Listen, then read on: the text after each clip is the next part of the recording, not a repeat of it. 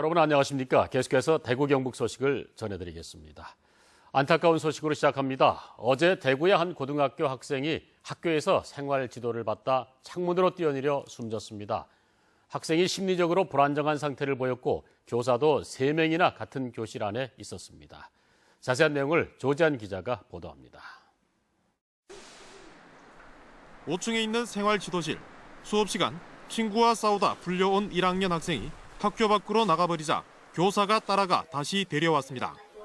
3명의 교사가 있던 생활 지도실로 돌아온 학생은 울음을 터뜨리는 등 불안정한 상태였습니다. 학교에는 학기 초부터 해당 학생을 상담해온 상담 교사가 있었지만 상담실로는 가지 않았습니다.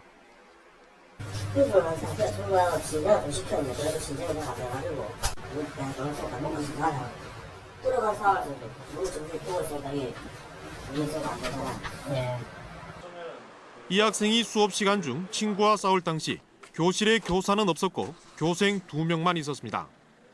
원래 평소에 수업은 같이 합니다. 그러니까 또 어제는 교실 마지막 날이라 해서 우리 보통 그러지 않습니까? 애들하고 잠깐 시간 좀 갖겠습니다. 그러면 또 이런저런 얘기 다 하는 원칙적으로 같이 해야 되지만 어제가 이제 마지막 날. 네, 우리 마주칠 때.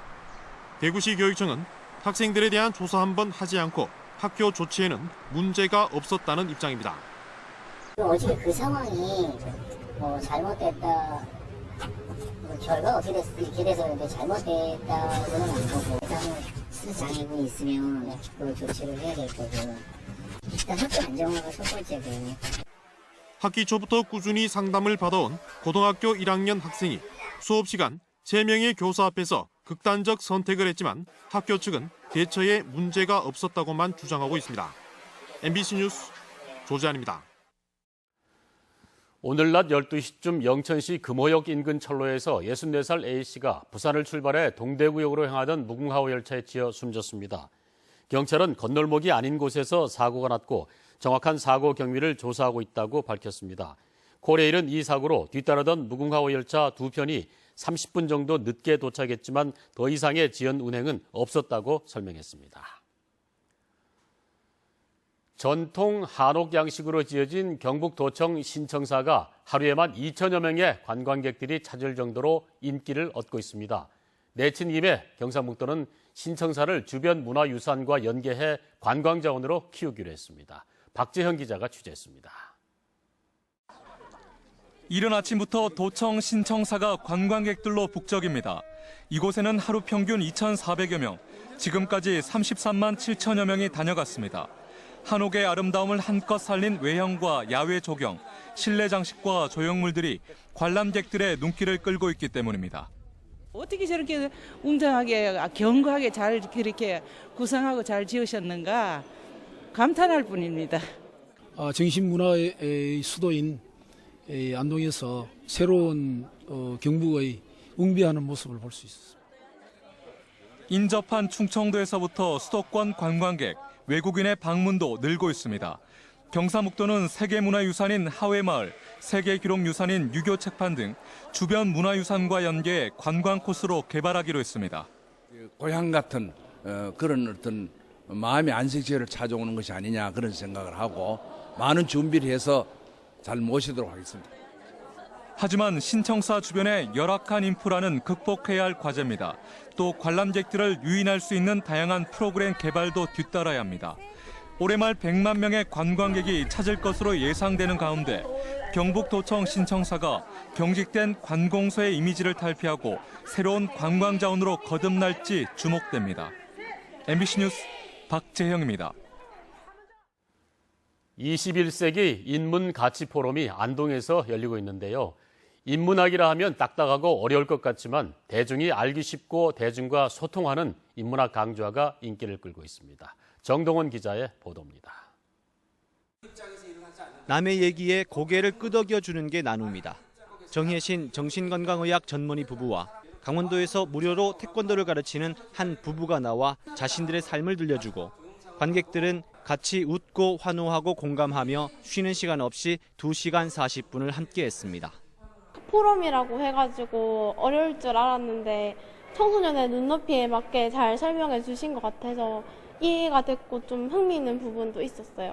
학교를 다니지 않는 청소년들의 이야기를 영화로 만든 이숙경 준만의 대표와 아프리카에 기타를 기부하는 가수 하림, 책의 정신의 저자 강창래 씨는 다큐 영화를 관객과 함께 보며 인문학을 얘기합니다.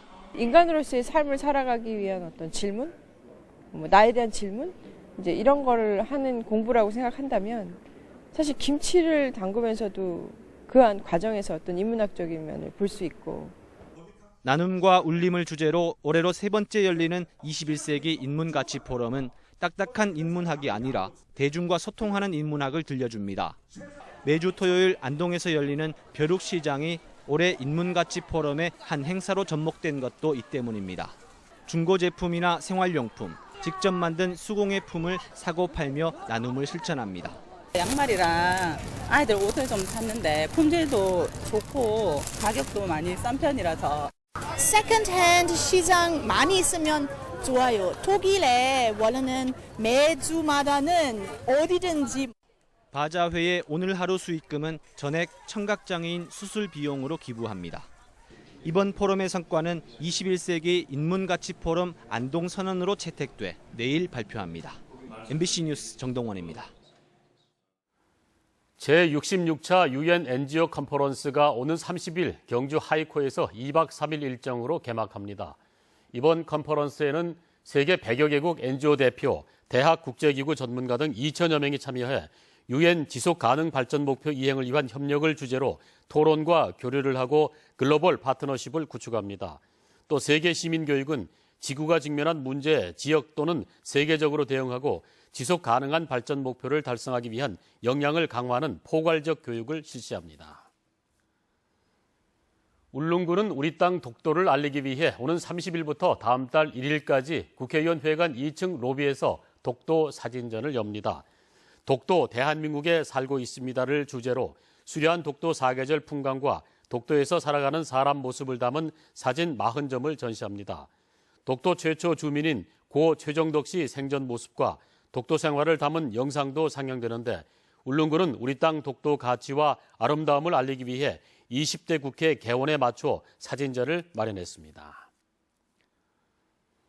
더불어민주당 경북도당은 전국 대의원 대회를 앞두고 경북도 내 13개 지역위원장 후보를 공개 모집합니다. 지역위원장 후보자 접수는 다음 달 1일부터 3일까지 사흘간 진행되며 공직선거법상 국회의원 비선거권이 있고 신청 당일 당적을 가진 사람이면 누구나 온라인으로 신청할 수 있습니다. 내일 오전 9시에 방송되는 대구 MBC TV토론 시사톡톡에서는 낙동강 녹조로 인한 문제점을 종합적으로 분석하는 시간을 마련했습니다. 전문가들은 녹조 발생이 해마다 빨라지고 체류 시간도 길어지고 있어 그로 인한 부정적인 영향들을 정밀하게 분석해야 한다면서 시범적으로 일부 보를 상시 개방해 관찰하는 등 실질적인 해결 방안이 필요하다고 강조합니다. 여러분의 많은 시청 바랍니다. 프로축구 대구FC가 내일 오후 2시 대구 스타디움에서 고양 자이크로 FC를 상대로 K리그 챌린지 13라운드 경기를 펼칩니다. 지난 안양 원정에서 개막 이후 10경기 동안의 무패 행진이 끊어지며 시즌 전적 5승 5무 1패를 기록하게 된 대구FC는 고양에게 승리를 해 분위기 반전을 하며 선두권 도약을 노리겠다는 구상을 세우고 있습니다. 대구문화방송은 고양과 대구의 내일 경기를 오후 1시 50분부터 중계 방송합니다. 저소득 주거 취약계층의 노후 불량주택을 수리해주는 대구시 사랑의 집수리 사업이 다음 달부터 실시됩니다. 지역기업이나 기관단체가 낸 기부금으로 저소득층 노후주택을 보수해주는 이 사업은 올해 130호를 목표로 연말까지 진행될 예정입니다. 5월 현재 29개 단체가 2억 7,600만 원을 모았고 한 가구에 200만 원 내외로 도배와 장판, 싱크대 교체해서 전기 위생 설비도 보수해줄 예정입니다. 뉴스데스크 지금까지 대구 경북권 소식을 전해드렸습니다. 함께해 주신 여러분 고맙습니다. 계속해서 MBC 스포츠 뉴스가 이어집니다. 여러분 고맙습니다.